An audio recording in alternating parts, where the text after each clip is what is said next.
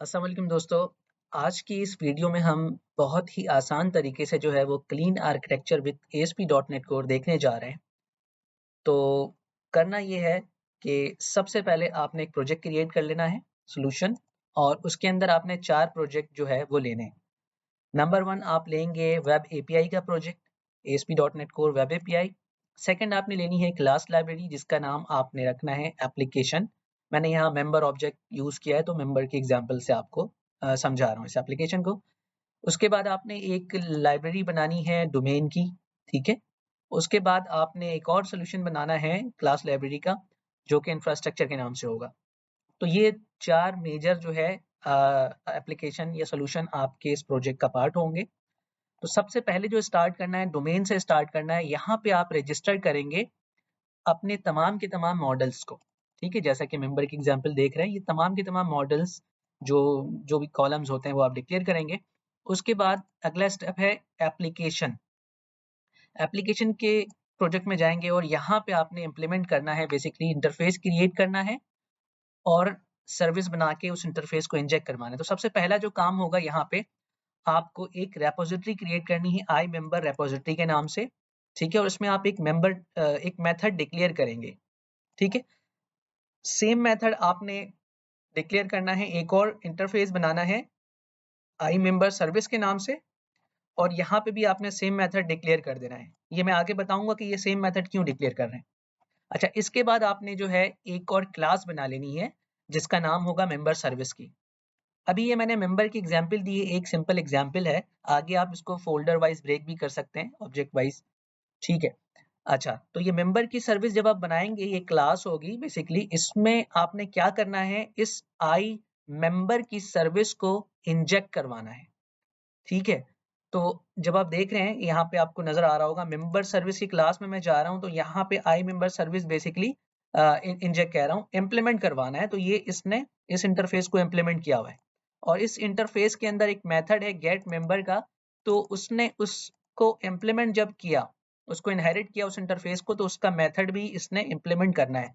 तो यहाँ पे जो ये इस मेथड को इम्प्लीमेंट कर रहा है, बट यहाँ पे अगर आप गौर करें तो ये जो टॉप पे आपने रिपॉजिटरी बनाई है आई मेंबर रिपॉजिटरी, इसको बेसिकली यहाँ पे हम डिपेंडेंसी इंजेक्शन करवा रहे हैं। बेसिकली इसको यहाँ इंजेक्ट करवा रहे हैं, इसका ऑब्जेक्ट बनाया और कंस्ट्रक्टर इंजेक्शन के थ्रू इसका ऑब्जेक्ट जो है इसके अंदर इसकी प्रॉपर्टीज को पास कर रहे हैं।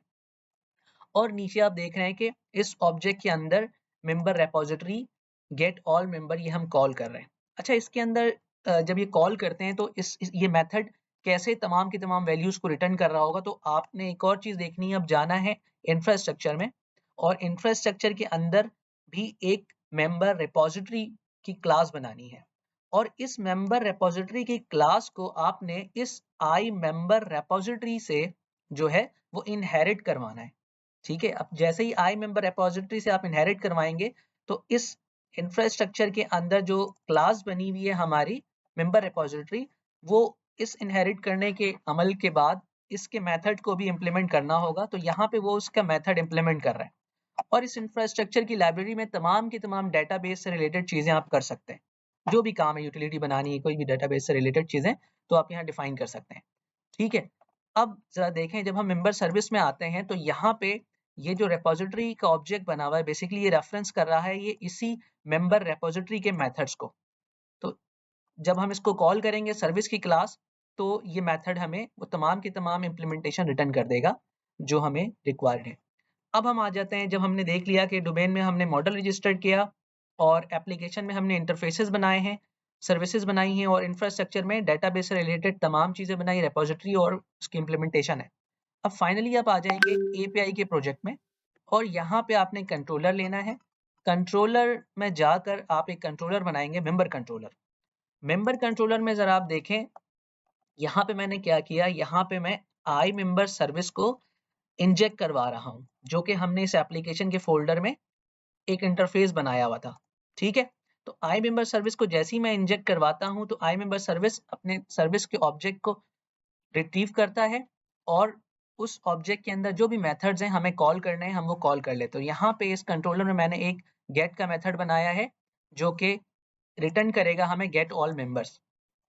तो ये क्या कर रहा है, बेसिकली सर्विस के ऑब्जेक्ट से उसके मेथड्स को कॉल कर रहा है और यहाँ रिटर्न कर रहा है। तो इन शॉर्ट समझना ये है कि यहाँ पे जो हमने एप्लीकेशन के अंदर 2 इंटरफेसेस बनाए हैं, ये क्यों बनाए?